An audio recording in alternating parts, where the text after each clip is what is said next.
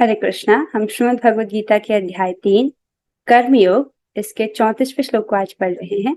पहले श्लोक की कुछ आवृत्ति करेंगे। कौन गाएंगे पहले? आभा माता जी आप गाएगा। इंद्रियस्येन्द्रियस्यार्थे इन्द्रियस्येन्द्रियस्यार्थे राग द्वेषौ व्यवस्थितौ रागद्वेषो व्यवस्थितो तयोर्न वशमागच्छेत् तयोर्नावशमागच्छेत् तौ हि यस्य परिपन्थिनौ। स हि स परिपन्थिनो। ठीक है माता जी, नाइस। ओके, कौन गाएंगे? माता जी वही है, आप गाइए।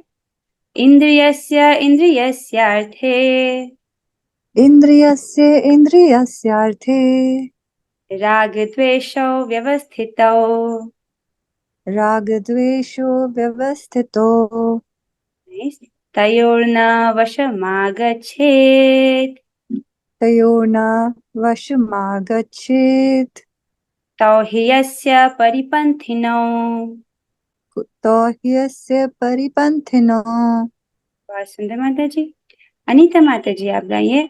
इन्द्रियस्य इन्द्रियस्यार्थे इन्द्रियस्य इन्द्रियस्यार्थे रागद्वेषौ व्यवस्थितौ रागद्वेषो व्यवस्थितो तयोर्न वशमागच्छेत् तयोर्न वशमागच्छेत् तौ ह्यस्य परिपन्थिनौ। तो यस्य परिपन्थिनो। बहुत अच्छी माता जी। ओके, सबने बहुत अच्छा गाया। श्लोक में भगवान क्या कह रहे हैं? Let's see that. भगवान कह रहे हैं प्रत्येक इंद्रिय तथा उसके विषय से संबंधित राग द्वेष को व्यवस्थित करने के नियम होते हैं। मनुष्य को ऐसे राग तथा द्वेष के वशीभूत नहीं होना चाहिए, क्योंकि ये आत्म साक्षात्कार के मार्ग में अवरोधक हैं। बहुत बहुत इंटरेस्टिंग श्लोक है ये। क्या कहा उन्होंने? कि हर इंद्रिय तथा उसके विषय से संबंधित राग द्वेष को व्यवस्थित करने के नियम होते हैं। तो हर इंद्रिय, आंख, कान, नाक, जीभ, त्वचा, राइट, और इनके विषय, राइट, रूप, शब्द, गंध, स्पर्श, राइट, और रस। तो ये क्या हो गए? इनके विषय, इंद्रिय विषय हो गए। तो उसके संबंधित राग द्वेष, जैसे आंख को कुछ देखना अच्छा लगता है, कुछ देखना अच्छा नहीं लगता। जो देखना अच्छा लगता है उसके प्रति राग, जो जो देखना अच्छा नहीं लगता उसके प्रति द्वेष, जो देखना अच्छा लगता है उसके प्रति राग। उसी प्रकार से जो चीज जीभ को पसंद है उसके प्रति राग, जो चीज जीभ को पसंद नहीं है उसके प्रति द्वेष। कान को जो चीज सुनना अच्छा लगता है उसके प्रति राग, और जो चीज सुनना अच्छा नहीं लगता उसके प्रति द्वेष, राइट। तो भगवान कह रहे हैं कि इनको व्यवस्थित करने के नियम होते हैं। तो 3 उदाहरण दिए गए, उपलक्षण से बाकी को भी समझना चाहिए। तो भगवान कह रहे हैं इनको व्यवस्थित करने के नियम होते हैं। पर भगवान कह रहे हैं आगे कि मनुष्य को ऐसे राग तथा द्वेष के वशीभूत नहीं होना चाहिए, राइट। इस राग और द्वेष की उलझनों में फंसे हुए नहीं रहना चाहिए। क्यों? क्योंकि ये आत्म साक्षात्कार के मार्ग में अवरोधक हैं। अवरोधक मतलब बाधा उत्पन्न करने वाले हैं, राइट। अब इसको और अच्छे से समझिए भगवान क्या कह रहे हैं। हम पहले श्लोक का लिंक समझेंगे। अभी तक तो 2 मेन बात हम सीखते हुए चल रहे हैं कि एक संकीर्तन यज्ञ और 2 प्रसाद। ये तो कर्मयोग का मेन हाईलाइट है, इसलिए हर स्लाइड में रखे गए हैं। तो हाँ, 27 में भगवान ने बोला था, 30 अध्याय के 27वें श्लोक में भगवान बोल रहे थे कि जीवात्मा मिथ्या अहंकार, क्या मिथ्या अहंकार कि मैं ये शरीर हूं, उसके प्रभाव से मोहग्रस्त रहता है और अपने आप को सारे कर्मों का कर्ता मान बैठता है। फिर भगवान ने कहा था जबकि वास्तव में तो ये प्रकृति के 3 गुणों द्वारा संपन्न किए जाते हैं, राइट। प्रकृति के 3 गुण अर्थात प्रकृति की 3 रस्सियां, सतोगुण, रजोगुण और तमोगुण की रस्सियां, वो व्यक्ति को कंट्रोल करती हैं। और फिर पिछले श्लोक में भगवान ने बोला कि ज्ञानी पुरुष भी अपनी प्रकृति के अनुसार कार्य करता है।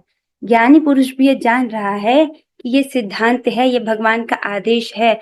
अगर मैं इसके विरुद्ध कार्य करता हूँ, अगर मैं सिद्धांतों को तोड़ता हूँ, तो मुझे प्रकृति के द्वारा दंड दिया जाएगा। फिर भी क्या होता है, वो अपनी प्रकृति के अनुसार कार्य करता है, जैसा उसका स्वभाव बन गया है उसके अनुसार वो कार्य करता है।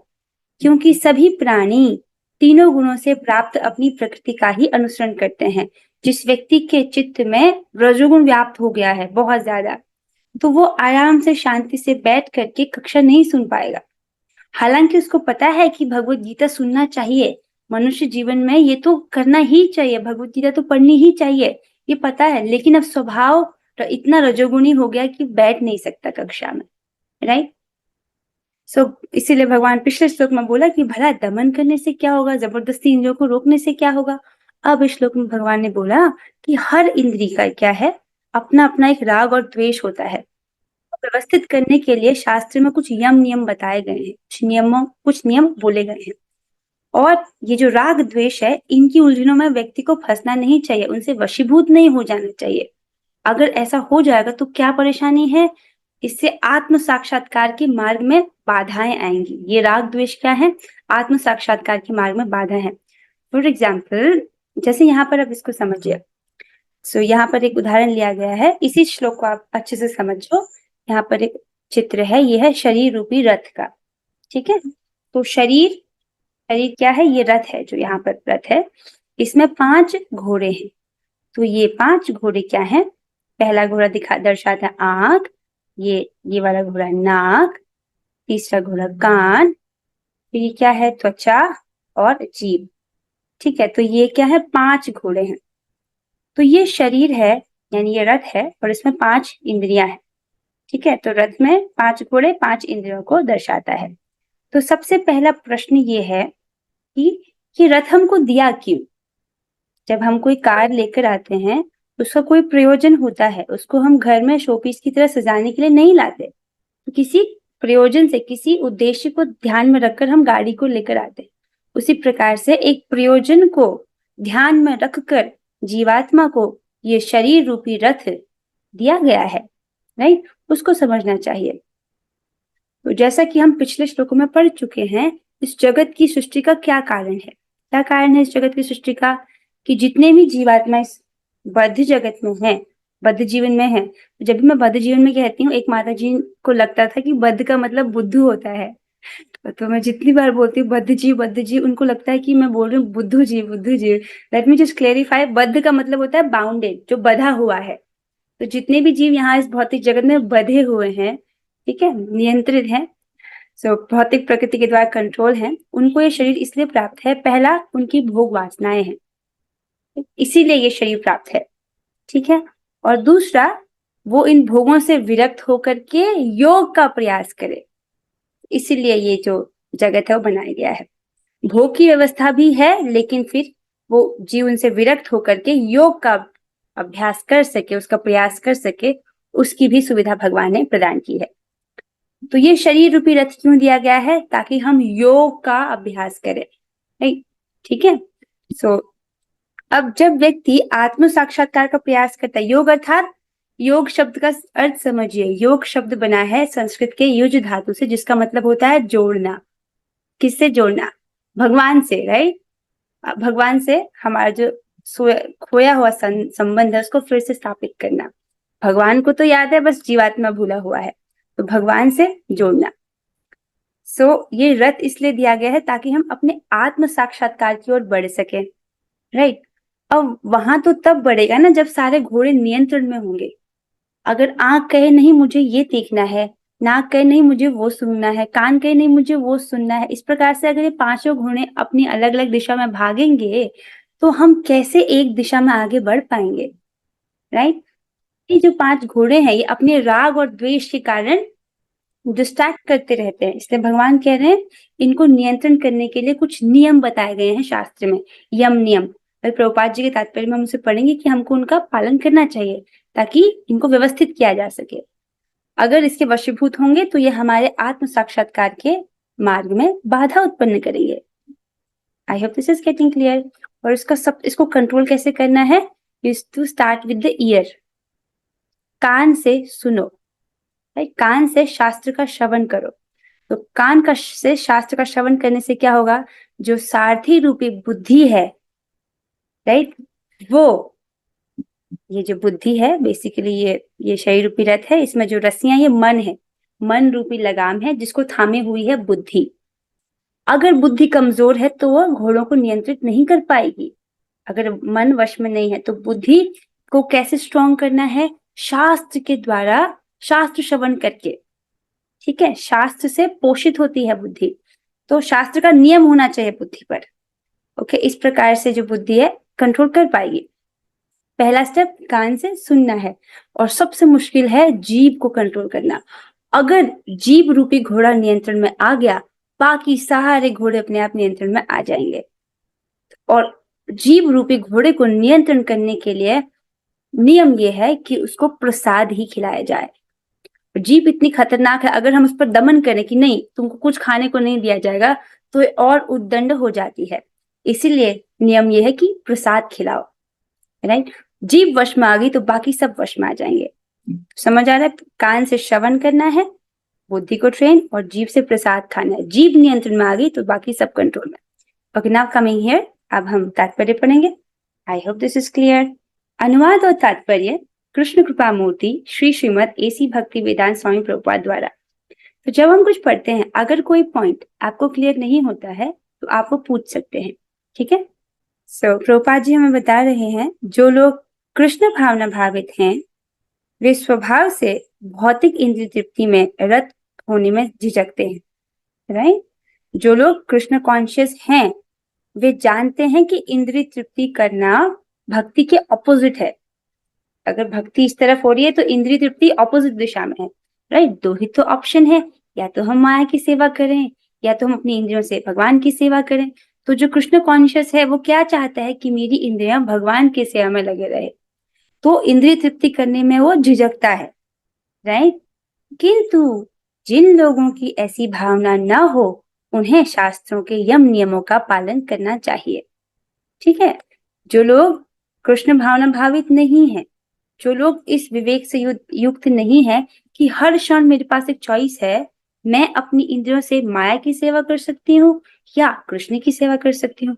माया की सेवा तो माया भी रिवॉर्ड देती है। माया क्या रिवॉर्ड देती है?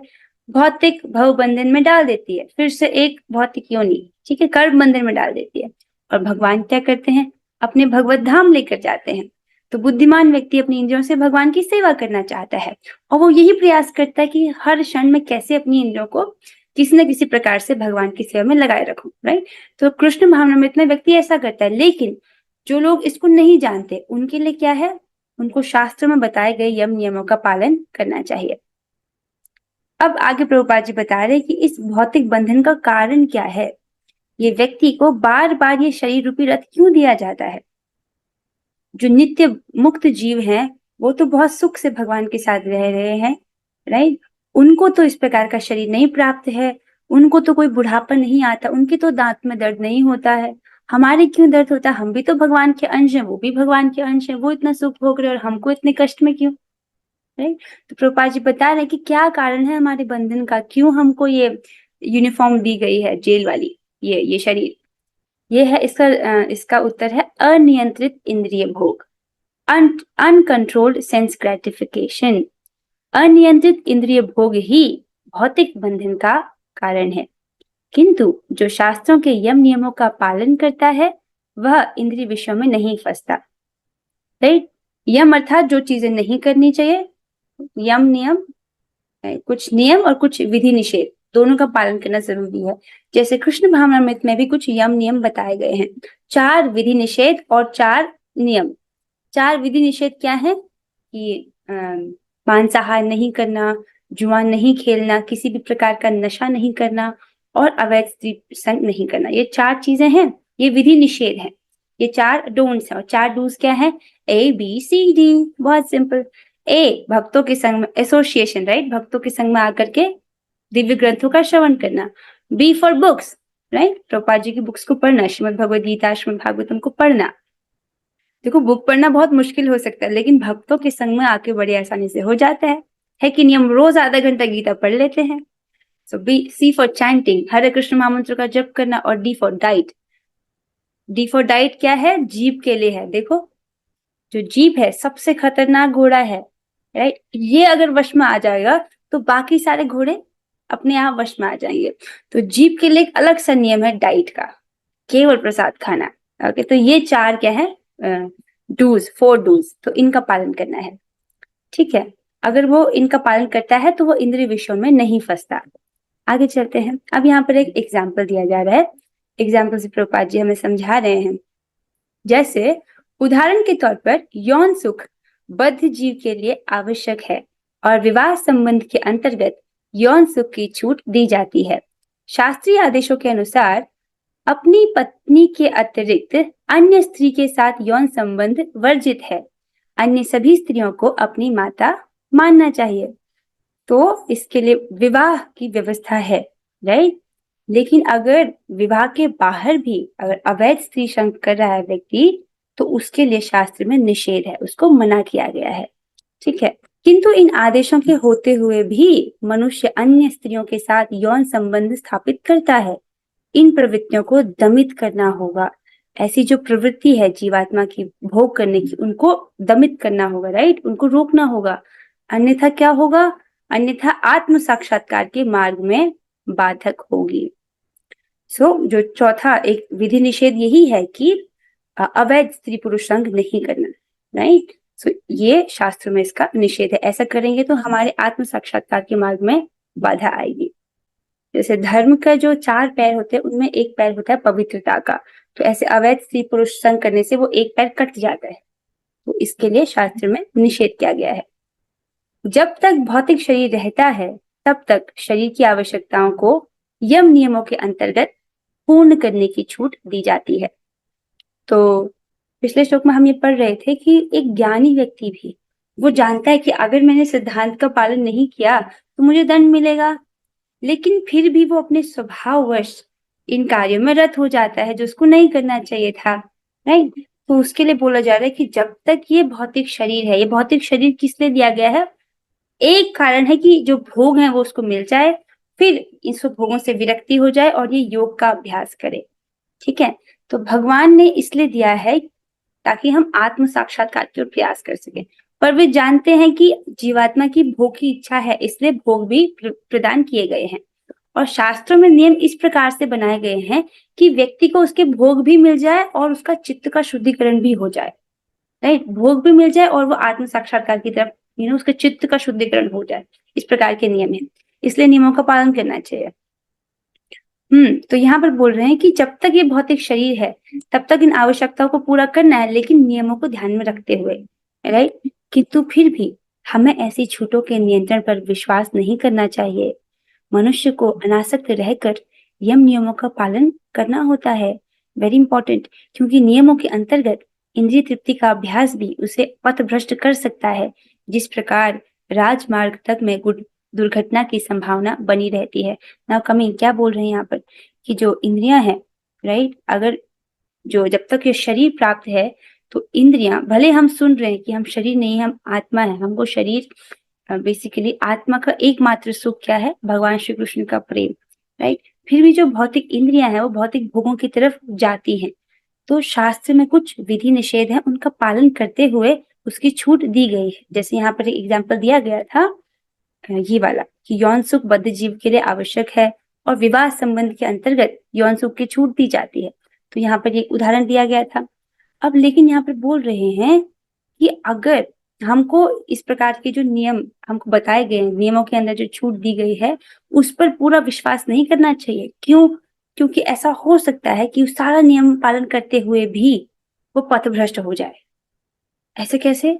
जैसे एक राजमार्ग में हाईवे है, बहुत अच्छा अरेंजमेंट है, लेकिन वहां पर भी एक्सीडेंट हो सकता है कि नहीं? वहां पर भी एक्सीडेंट की संभावना बनी रहती है। उसी प्रकार से, राइट, क्योंकि नियमों के अंतर्गत इंद्रिय तृप्ति का अभ्यास भी उसे पथ भ्रष्ट कर सकता है। क्योंकि इंद्रिय तृप्ति का एक स्वभाव होता है, राइट, क्या ये व्यक्ति को मोह में डाल देती है, और जैसे ही उसकी बुद्धि के सामने मोह छाता है तब वो अपने आप को मैं आत्मा हूं ये भूल जाता है, अपने आत्म साक्षात्कार वाले कार्य भूल जाता है। जैसे विश्वामित्र थे, 60,000 साल तक उन्होंने तपस्या किया, एकदम कठोर मन से, लाइक मजबूत मन से किया, लेकिन मेनका के एक पायल की आवाज से वो एकदम भूल गए, वो एकदम ही मोहित हो गए कि उन्होंने 60,000 साल तक तपस्या क्यों की। राइट। सो इसीलिए इंद्रिय तृप्ति का अभ्यास भी उसको पथभ्रष्ट कर सकता है। जिस प्रकार राजमार्ग तक में दुर्घटना की संभावना बनी रहती है। आगे बोल रहे हैं, भले ही इन मार्गों की कितनी ही सावधानी से देखभाल क्यों न की जाए, किंतु इसकी कोई गारंटी नहीं दे सकता कि सबसे सुरक्षित मार्ग पर भी कोई खतरा नहीं होगा। जो हाईवे होता है वो बहुत अच्छे से भले क्यों ना बनाया गया हो, क्या हम ये बोल सकते हैं कि वहां पर एक्सीडेंट नहीं होगा? क्या हम बोल सकते हैं कि वहां पे कोई खतरा नहीं है? एग्जैक्टली। तो जब भी हमको ये नियम के अंतर्गत इंद्रिय तृप्ति छूट दी जाती है, उसके प्रति पूरी तरह से आश्वस्त नहीं रहना चाहिए। कभी भी व्यक्ति पथभ्रष्ट हो सकता है। क्या करना चाहिए? अब उसका सोल्यूशन भी प्रभुपाद जी हमें देते हैं। भौतिक संगति के कारण अत्यंत दीर्घ काल से इंद्रिय सुख की भावना कार्य करती रही है। देखिए, पिछले तात्पर्य में जो पढ़ा था उससे जोड़िए। पिछले तात्पर्य में प्रभुपाद जी हमें समझा रहे थे, क्योंकि जीवात्मा बहुत लंबे समय से यहाँ पर भौतिक जगत में है और गुणों के अधीन है, राइट, प्रकृति के संपर्क में है, तो उसके चित्त में तो अनादिकाल से भोगों की वासना है जो उसको भोगों की तरफ खींचेगी, isn't it? तो भौतिक संगति के कारण बहुत लंबे समय से भौतिक संग में है, इसीलिए क्या है, ये भोगों की जो भावना है वो आएगी। ठीक है, तो अतः सभी प्रकार के नियमित इंद्रिय भोग के लिए किसी भी आसक्ति से बचना चाहिए। यहाँ पर इंपॉर्टेंट क्या है कि उनमें अटैच नहीं हो जाना चाहिए, आसक्ति से बचना चाहिए, राइट। जिसको खीर खानी बहुत अच्छी लगती है, ठीक है, खीर आपको मिल गई, अब नहीं मिली अगले दिन तो, राइट। सो आसक्ति से बचना चाहिए। अब यहाँ पर बहुत सुंदर सोल्यूशन है एंड सबको बहुत अच्छे से समझ आ जाएगा। तो व्यक्ति को क्या करना चाहिए उसको प्रभुपाद जी बता रहे हैं। लेकिन कृष्ण भावनामृत ऐसा है कि इसके प्रति आसक्ति से या सदैव कृष्ण की प्रेमा भक्ति में कार्य करते रहने से सभी प्रकार के इंद्रिय कार्यों से विरक्ति हो जाती है। बहुत सुंदर है ये। क्या कह रहे हैं, तो अगर हम अपनी इंद्रियों को भगवान की सेवा में लगा रहे हैं तो इससे क्या होता है, अगर भगवान की प्रेममय सेवा कर रहे हैं तो क्या होता है, ऐसे सेवा करने से जो इंद्रिय विषयों के प्रति विरक्ति हो जाती है, राइट। विरक्ति मतलब कैसे, उसको व्यक्ति त्याग देता है, राइट। सो जैसे जैसे व्यक्ति भक्ति करता है तो भक्ति होती है तो दो चीजें, दो उसके फल मिलते हैं, बाय प्रोडक्ट एक्चुअली। उसको मेन फल नहीं बोलेंगे, बाय प्रोडक्ट। मेन फल तो होता है कृष्ण प्रेम, भगवान के प्रति प्रेम जो है वो जागृत होता है, और जिस व्यक्ति से हम प्रेम करते हैं उसकी सेवा करने में सुख मिलता है। तो जितना जितना भगवान के प्रति प्रेम जागृत होता है उतना उतना उनकी सेवा करने में और अधिक सुख अनुभव होता है। तो जब व्यक्ति अपनी इंद्रियों को भगवान की सेवा में लगाता है, भगवान उससे प्रसन्न होते हैं। भगवान ने कहा, राइट, तेषां सतत युक्तानां भजतां प्रीति पूर्वकम ददामि बुद्धि योगम तम येन मामोपयान्ति ते। जो मेरी सेवा में निरंतर लगे रहते हैं मैं उन्हें ज्ञान प्रदान करता हूँ, राइट, मैं उन्हें बुद्धि योग प्रदान करता हूँ, ऐसा बोलते हैं भगवान। तो जब व्यक्ति भक्ति करता है तो उसको ज्ञान और विरक्ति ये दोनों एज ए बाय प्रोडक्ट प्राप्त होते हैं। तो उसको ज्ञान भी प्राप्त होता है, और ज्ञान क्या, मैं ये शरीर नहीं हूं, मैं आत्मा हूं, मैं भगवान का दास हूँ, राइट, मैं अपनी इंद्रियों का दास नहीं हूँ। आज तक मैंने अपनी इंद्रियों को तुष्ट करने के लिए कार्य किया, लेकिन मुझे क्या मिला, कुछ नहीं, ये भौतिक शरीर और मैं यहाँ फंसा हुआ हूँ। लेकिन अब मैं इन्हीं इंद्रियों का प्रयोग करके भगवान की सेवा करूंगा और यहाँ से मुक्त हो जाऊंगा, राइट। वो इस प्रकार के संकल्प से युक्त होता है। तो जब वो भगवान की भक्ति करता है, इंद्रियों को भगवान की सेवा में लगाता है, तो दो चीजें प्राप्त होती हैं।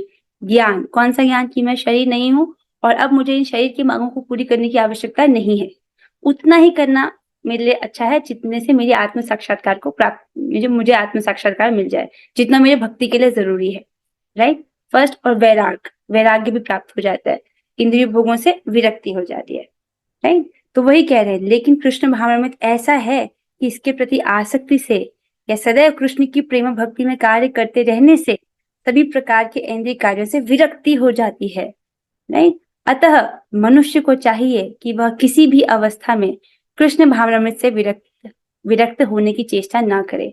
तो कैसी भी अवस्था आ जाए भक्ति ना छोड़िए, इसमें लगे रहिए, राइट। सो जैसे जैसे आप भक्ति करोगे ये दो चीजें अपने आप आपको प्राप्त होंगे।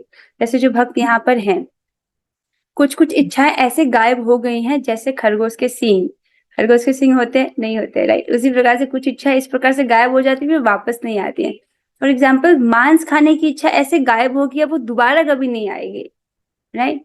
जरूर मैं अपने उदाहरण से बोलती हूँ कि पहले लाइक बहुत पहले बचपन में मांस खाना हमारे वहां बहुत कॉमन था, लेकिन अब नहीं, अब तो इच्छा भी नहीं है। तो इस प्रकार से जो होता है, कृष्ण भावनामृत इतना पावरफुल है कि विरक्त कर देता है व्यक्ति को हर प्रकार की इच्छाओं से, इस भौतिक जगत की इच्छाओं से। क्योंकि देखिए, एक भी भौतिक इच्छा रह गई तो यहीं छूट जाएंगे, इसलिए भगवान हमको खींच लेते हैं अपनी तरफ। ओके, हमको क्या करना है, अपनी इंद्रियों से निरंतर भगवान की सेवा में लगे रहना है, किसी न किसी प्रकार से। फॉर एग्जाम्पल अभी आप कैसे कर रहे हो, अभी आप कानों से भगवान की सेवा कर रहे हो, राइट। उसी किसी न किसी प्रकार से भगवान की सेवा में लगे रहना है। Okay, I think we have come to the end of the class with this. Yes, क्या सीखा, चाहे कैसी भी अवस्था आए, हमको कृष्ण भावनामृत में कार्य करना नहीं छोड़ना चाहिए, भक्ति नहीं छोड़ना चाहिए। सो ना कमिंग हियर, क्या सीखा हमने आज, कि हमारी जो इंद्रियां होती हैं उनमें राग और द्वेष होता है, हर इंद्रिय का कुछ राग और कुछ द्वेष होता है, राइट। उसमें नहीं फंसना है। उसमें नहीं फंसेंगे कब, जब हम शास्त्र श्रवण करेंगे, राइट। जब हमारे मन पर, जब हमारी बुद्धि पर शास्त्र का अनुशासन होगा, तब हम इससे ऊपर उठ सकेंगे। वरना ऐसा हो सकता है कि किसी दिन कहे मन कहे आज नहीं सुनना है, आज मेरा मन नहीं कर रहा, लाइक ऐसे कुछ भी, तो फिर हम मन की बात क्यों सुनेंगे। मन तो हमारा भी शत्रु है ना। भगवान क्या कहते हैं, जब तक जिस व्यक्ति की इंद्रिय नियंत्रण में नहीं है, तब तक मन सबसे बड़ा शत्रु है। तो जब आपने शास्त्र से बात सुनी तो आपको पता है कि नहीं, मुझे मन माने ढंग से कार्य नहीं करना, मुझे इस दुष्ट मन की बात नहीं सुननी है, right. Then you come, you take a decision, you come to the class, right. So हमको शास्त्र श्रवण करना है नंबर 1, और जीभ से प्रसाद खाना नंबर 2, ठीक है। और चाहे कैसी भी अवस्था आए जीवन में, भक्ति नहीं छोड़नी है। ओके, भक्ति करते रहेंगे तो अपने आप ज्ञान और वैराग्य प्रकट हो जाता है, और ये बाय प्रोडक्ट है, मेन प्रोडक्ट नहीं। मेन प्रोडक्ट क्या है, कृष्ण प्रेम। Okay, I hope this is clear. With this we have come to the end of the class. आज प्रश्न उत्तर नहीं है, और अब हम 3 बार हरे कृष्ण महामंत्र करेंगे। चलिए साथ में करते हैं। हरे कृष्णा हरे कृष्णा हरे कृष्णा कृष्णा हरे हरे हरे हरे राम राम राम हरे राम राम हरे राम हरे। राम हरे हरे हरे हरे कृष्णा कृष्णा हरे कृष्णा कृष्णा हरे कृष्णा हरे हरे हरे हरे राम राम हरे राम राम राम राम हरे राम हरे। हरे हरे हरे हरे कृष्णा कृष्णा कृष्ण कृष्णा कृष्ण कृष्ण हरे कृष्णा हरे हरे हरे राम हरे राम राम राम राम हरे राम हरे। हरे हरे श्रीमद् भगवद गीता की जय, श्रील जय प्रभुपाद की प्रभुपाद जय। और की कोई जय रिपीट करेंगे। हरे हरे कृष्णा कृष्ण